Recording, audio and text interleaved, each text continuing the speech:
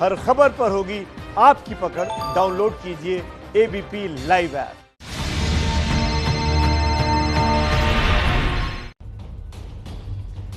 नमस्कार, मैं अनुराग मुस्कान घंटी बजाओ शो में आपका स्वागत करता हूं।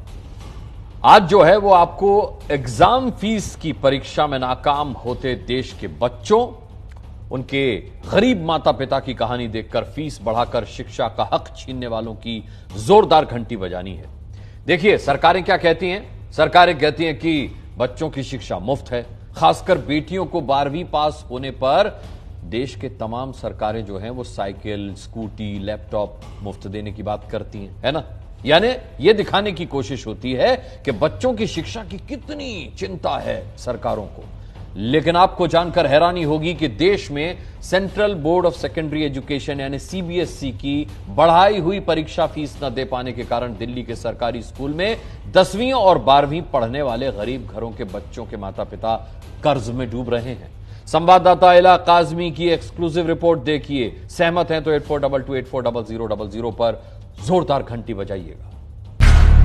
देश में हर बेटी को शिक्षा की आजादी की बात कही जाती है, तो फिर क्यों 12वीं में पढ़ने वाली अनु की आंखों से झरझर आंसू बहते हैं?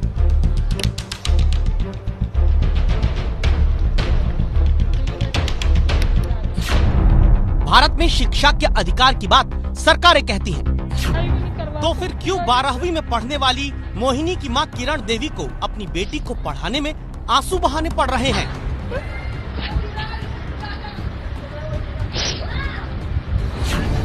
देश में बेटियों की शिक्षा हर चुनाव का मुद्दा बन जाती है, तो फिर क्यों अपनी पोती को पढ़ा लिखाकर सक्षम बनाने में दादी शांति देवी की जिंदगी में अशांति का सैलाब आंखों से निकलता है? क्योंकि महामारी के वक्त सीबीएसई बोर्ड की 2 गुनी परीक्षा फीस गरीबों को कर्ज में डुबा रही है।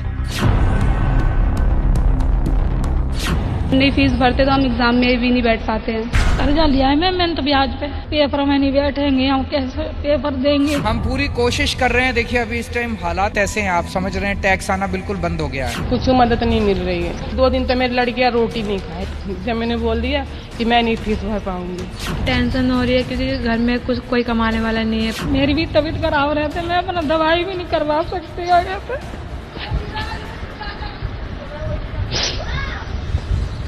हमारी तो हमेशा इच्छा है, शिक्षा को हमने सबसे ज्यादा प्राथमिकता दी है। कोई नहीं है, बस मेरा मैं ही समझ लूँ या ऊपर वाला है बस। कैसे दूंगी? महीने के 4,400 रुपए ब्याज होंगे मैडम। हम तो चाहते हैं कि हम अपने बच्चों को ज्यादा से ज्यादा सहूलियत दें। पढ़ाई नहीं हो पा रही, ऑनलाइन पढ़ाई होती पर समझ में नहीं आती। जिनके घर में नहीं है कमाने वाले, एक कमाने वाले हैं, उनके लिए तो मदद करनी चाहिए सरकार को।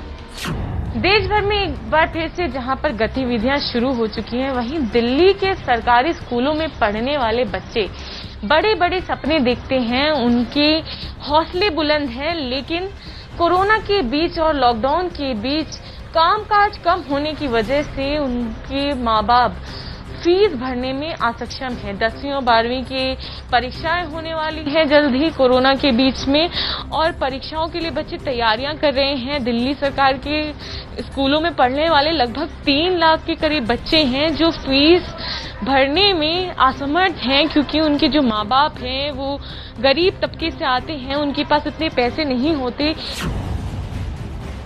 दिल्ली के सरकारी स्कूल में 12वीं में पढ़ने वाली निशा उधार की किताबों से परीक्षा की तैयारी कर रही है। कलेक्टर बनना चाहती है। सीबीएसई बोर्ड की परीक्षा फीस भरने का पैसा कलेक्ट करने में लोगों के कपड़े प्रेस करके गुजारा करने वाले परिवार को कर्ज का सहारा लेना पड़ा। 2 दिन तो मेरी लड़कियां रोटी नहीं खाई जब मैंने बोल दिया कि मैं नहीं फीस भर पाऊंगी। फिर इन्होंने ये रोने लगी कि मम्मी भर दे, सब सहेलियां पढ़ेंगी तो मुझे भी तो पढ़ना अच्छा लगता है। फिर मैंने लेके भरा। में बहुत दुख उठाई हूँ मैं। दरअसल 2019 में ही सीबीएसई ने देश भर में 10वीं 12वीं की परीक्षा फीस 2 गुने से ज्यादा बढ़ा दी। 10वीं क्लास के बच्चों को 750 रुपए की जगह 1,500 से 1,800 रुपए परीक्षा फीस भरनी पड़ रही है, जबकि 12वीं के बच्चों की एग्जाम फीस 2 गुनी होकर 1,800 से 2,750 रुपए विषयों के आधार पर कर दी गई। कोरोना के संकट में रोजगार पर आई आफत के बीच 2 वक्त की रोटी के लिए परेशान रहने वाले परिवार डबल हुई एग्जाम फीस कैसे भरें? हमारे लिए और आपके लिए शायद छोटी बात है, लेकिन इन बच्चों के लिए बहुत बड़ी बात है, क्योंकि सपने तो इनके बहुत बड़े बड़े हैं, इच्छा भी है, मेहनत भी है, लेकिन पैसे नहीं है, लॉकडाउन है और कोरोना वायरस जैसे संकट भी है कि पैसे चार जमा करके पेट काट के उनके माँ बाप फीस भर रहे हैं।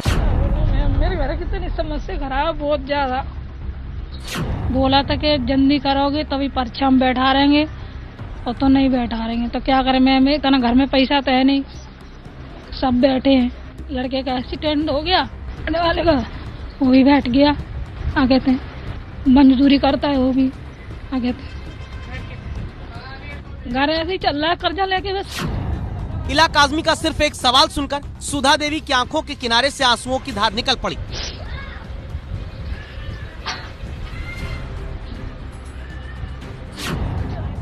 सवाल ये कि सरकारी स्कूल में पढ़ रही बेटी मोहिनी को 12वीं का एग्जाम सीबीएसई बोर्ड का दिलाने के लिए बढ़ी हुई परीक्षा फीस कैसे भर पाई?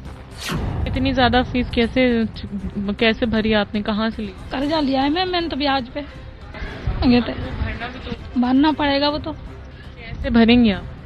अब क्या करेंगे, ब्याज भरना ही अभी तो। आगे थे जब काम लगेगा तो भरेंगे, काम तो अभी है नहीं, वैसे कहाँ से भरेंगे। हम तो ये कह रहे हमारी सरकार मदद करे हमारे बच्चों की।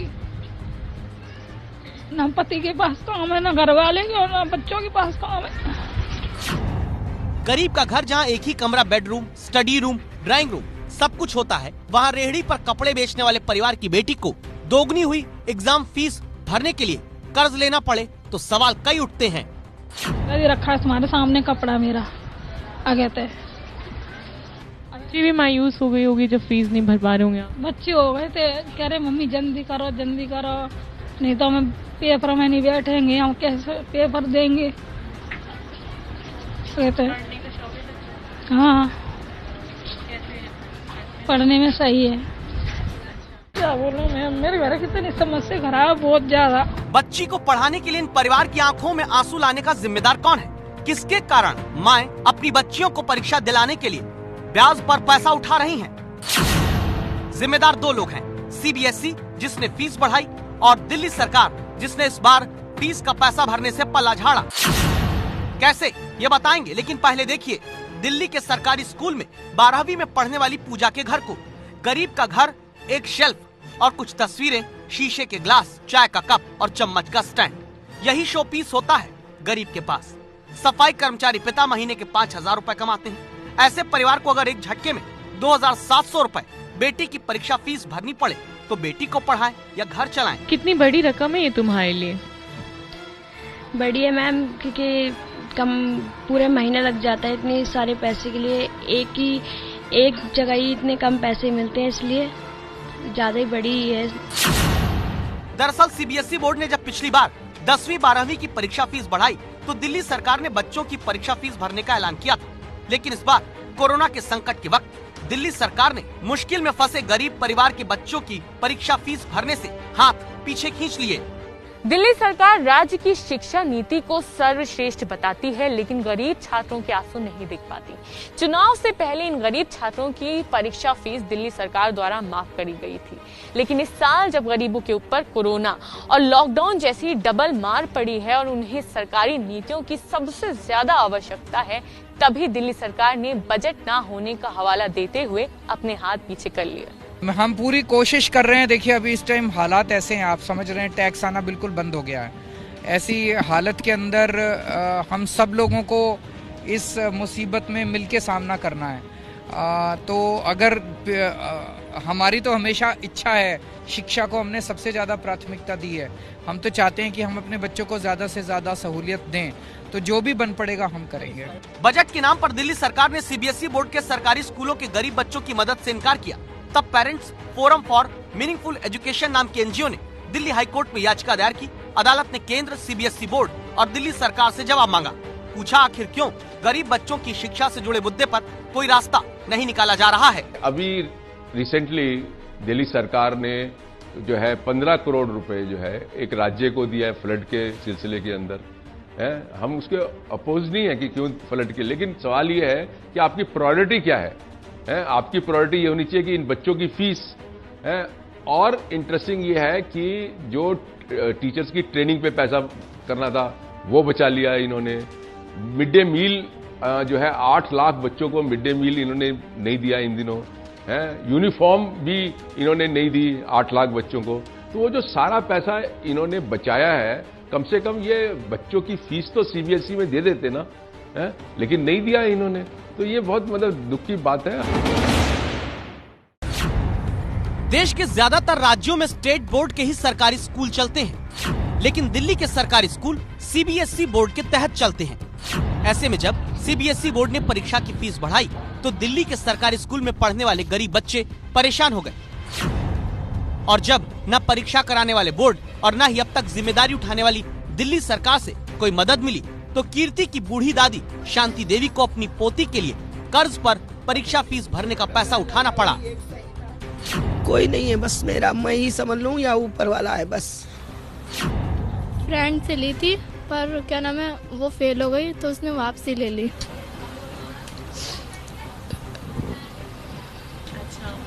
तो ये बताओ कि कितनी ज़्यादा तुम अभी परेशान हो, क्योंकि एग्ज़ाम आ रहे होंगे, एग्ज़ाम की तैयारी कर रही होगी और ये सब भी तुम्हारे दिमाग में चल रहा होगा। पढ़ाई हो पा रही है?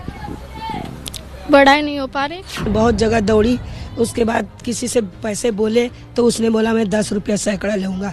तो मैं ये सोचने लगी कि 10 रुपया सैकड़ा अगर 3600 रुपये 4000 समझिए तो कैसे दूंगी। महीने के 4400 रुपये ब्याज होंगे मैडम।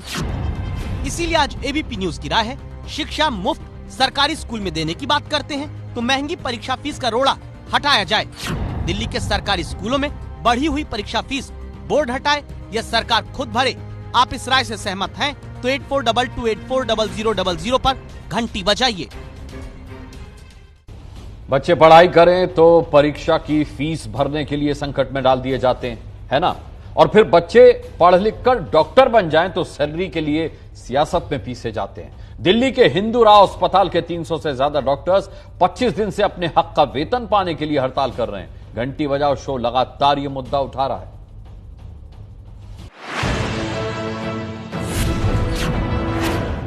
हम खबर को दिखाकर भूल नहीं जाते, हम खबर को कभी बीच में नहीं छोड़ते। हर खबर का अंजाम तक पीछा करता है घंटी बजाओ। 12 अक्टूबर को सबसे पहले हमने घंटी बजाओ शो में आपको डॉक्टरों की बकाया सैलरी का मुद्दा दिखाया। फिर 22 और 26 अक्टूबर को डॉक्टरों पर जारी सरकारी बेशर्मी की रिपोर्ट दिखाई।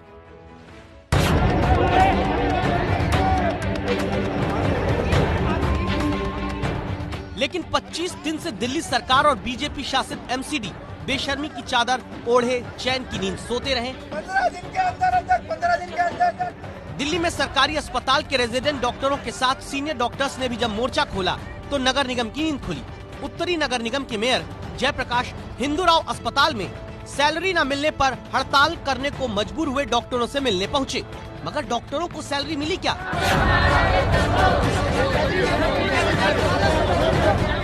नहीं, तो 4 महीने से बिना सैलरी के काम करने वाले डॉक्टरों को क्या मिला? जलालत मिली, कोरे आश्वासन मिले और सिस्टम की तरफ से गैर जिम्मेदार रवैया अपनाने का आरोप भी डॉक्टरों के सिर मढ़ दिया गया। अगर कोरोना काल में हमारे रेवेन्यू लॉस हो गए हैं, दिल्ली सरकार ने 13,000 करोड़ रुपए हमारा रोक रखा है, तो इन लोगों को तो इसमें सहयोग करना चाहिए। उससे हमें कुछ लेना देना नहीं है। हमसे उन्होंने काम कराया है, हमें हमारा वेतन चाहिए। ये अड़ने वाली बात है। संक्रमण काल के अंदर अगर अपनी हम जिम्मेदारी से भागेंगे तो हम जिम्मेदारी का एहसास नहीं करा रहे। किसी डॉक्टर को अगर कुछ हो गया तो ये इसका असर पूरे इंडिया में होगा। इस बार हमें परमानेंट सोल्यूशन चाहिए फॉरएवर।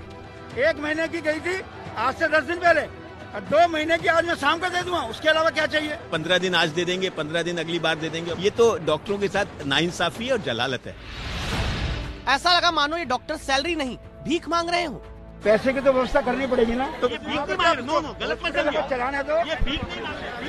यहाँ तक कि कोरोना काल में अपनी जान की परवाह किए बगैर मरीजों की सेवा करने वाले डॉक्टरों की सैलरी वाली मांग को राजनीति बताने में रत्ती भर भी देर नहीं की गई। डॉक्टर्स ने मेरे को ये कहा था कि हमारे 1 महीने का वेतन इमीडिएट जारी करा दो और 15 दिन में दूसरा वेतन जारी करा दो। और सुबह की मीटिंग तय हो गई थी, सभी डॉक्टर्स को सुबह 10 बजे मेयर हाउस में आना था, लेकिन मुझे लगता है कि इसमें कोई राजनीति कर रहा है। तो क्या भूखे पेट रहकर अपने हक की मांग करना राजनीति है? क्या बेशर्म सिस्टम के खिलाफ आवाज उठाना राजनीति है? अगर डॉक्टर्स राजनीति कर रहे हैं तो सीएम आवास के सामने बैठे दिल्ली नगर निगम के तीनों मेयर की इन तस्वीरों को क्या कहेंगे? डॉक्टरों की सैलरी पर बात करने की जगह भ्रष्टाचार पर इस कंपटीशन को क्या कहेंगे? हमें दिल्ली सरकार को एक भी पैसा नगर निगम को नहीं देना। अगर इतना भ्रष्टाचार होगा तो फिर नगर निगम तो घाटे में जाएंगे ही, तनख्वाह देने के लाले पड़ेंगे ही। अगर एमसीडी के अंदर भ्रष्टाचार खत्म हो जाए तो पैसे की कमी नहीं है, सिर्फ भ्रष्टाचार है जिसकी वजह से एमसीडी नहीं चला पा रहे हैं। और मैं तो कहूँगा अगर नहीं चल रही तो रिजाइन कर दें, हम चला लेंगे। 6 साल में दिल्ली सरकार के ऊपर करप्शन के कितने चार्ज लगे उसका हिसाब निकाल लो, और नगर निगम पे कौन सा चार्ज लगा है उसका हिसाब निकाल लो। दिल्ली के मुख्यमंत्री, स्वास्थ्य मंत्री और बीजेपी शासित नगर निगम के इस टोपी ट्रांसफर के खेल को राजनीति मत कहिए और अपने क्षेत्र में आने वाले अस्पतालों के नाम तक याद न रखने वाले मेयर साहब पर हंसिए भी मत। इंदिरा हॉस्पिटल की बात नहीं कर रहा मैं, 6 के 6 हॉस्पिटल, 6 हॉस्पिटल का नाम क्या? वो बता दो। क्योंकि अगर सिस्टम की बेपरवाही के खिलाफ आवाज उठाएंगे तो इसे भड़काना कहा जाएगा। हमारी बेइज्जती नहीं है, हम काम कर रहे हैं और तनख्वाह नहीं मिल रही। नहीं, गलत बात है। हमारे जूनियर डॉक्टर को जो भड़काने के काम मत करो। क्योंकि बेशर्म सिस्टम है, अपनी चलाएगा, आपको कोरे आश्वासन देकर कन्नी काट लेगा। ये तो जो हमें जवाब चाहिए था वो हरगिज नहीं है, तो हमारी हंगर स्ट्राइक जारी रहेगी। और देखिए किसी भी सभ्य समाज में अगर आपको अपना हक मांगने के लिए कोई डायलॉग शुरू करना है, उसके लिए हड़ताल करनी पड़ रही है, भूख हड़ताल पे बैठना पड़ रहा है, ये एक गंभीर बात है, ये बहुत अनफॉर्चुनेट चीज है। 1-2 महीने की सैलरी, 1-2 महीने का वेतन वो दे देंगे, लेकिन इस बात की पुष्टि वो लिखित रूप में नहीं कर रहे हैं और कोई स्थायी समाधान भी निकलता हुआ हाल फिलहाल में नजर नहीं आ रहा है। डॉक्टरों की सैलरी पर सन्नाटा खींचे सिस्टम की इस हद तक बेशर्मी तब है जब सुप्रीम कोर्ट तक कह चुका है कि डॉक्टरों का बकाया पैसा तुरंत दिलाया जाए। दिल्ली हाई कोर्ट कह चुका है डॉक्टरों की सैलरी तुरंत दी जाए। यहाँ तक कि डॉक्टरों की बकाया सैलरी देने की मांग करते हुए इंडियन मेडिकल एसोसिएशन ने भी खत लिखा। मगर बेशर्मी की इंतहा देखिए, बीजेपी शासित दिल्ली नगर निगम को लगता है सैलरी देकर एहसान कर रहे हैं। मेरा काम है सैलरी देना, जो मैं अच्छे से कर रहा हूँ। आज सबके खाते में मैक्सिमम सैलरी 1 से 2 महीने की सैलरी शाम तक जारी करा दूंगा। मगर सैलरी को भीख सरीके देकर एहसान जताने वाले जान लें कि एक डॉक्टर बनने के लिए कितना तपना पड़ता है। देश में 1,18,316 सीट के लिए 16 लाख बच्चे डॉक्टर बनने का सपना लिए इम्तिहान देते हैं। हर साल डॉक्टर बनने की एक सीट पर फिर 14 बच्चे मेहनत क्यों करें? 5 साल तक दिन रात पढ़कर डॉक्टर क्यों बने? 5 साल बाद MBBS की डिग्री लेकर अस्पताल में रेजिडेंट डॉक्टर के तौर पर रोज 14 से 16 घंटे मेहनत क्यों करें? देश के 75% डॉक्टर अस्पतालों में लोगों की हिंसा का सामना भी क्यों करें? जब हमारे प्रधानमंत्री कोरोना वॉरियर्स को सम्मानित करते हैं, हमें डॉक्टर्स को, वॉरियर्स को जो है सम्मान रखना चाहिए और उनको सैलरी टाइम पे देनी चाहिए। इसीलिए एबीपी न्यूज की एक बार फिर से राय है, दिल्ली में न सिर्फ रेजिडेंट डॉक्टरों की बल्कि अस्पतालों के तमाम कर्मचारियों की रुकी हुई सैलरी MCD तुरंत जारी करे। डॉक्टरों के हक का वेतन अब कभी दोबारा न रुके, इसकी व्यवस्था दिल्ली सरकार और MCD मिलकर करें। आप सहमत हैं तो 8422840000 पर घंटी बजाइए।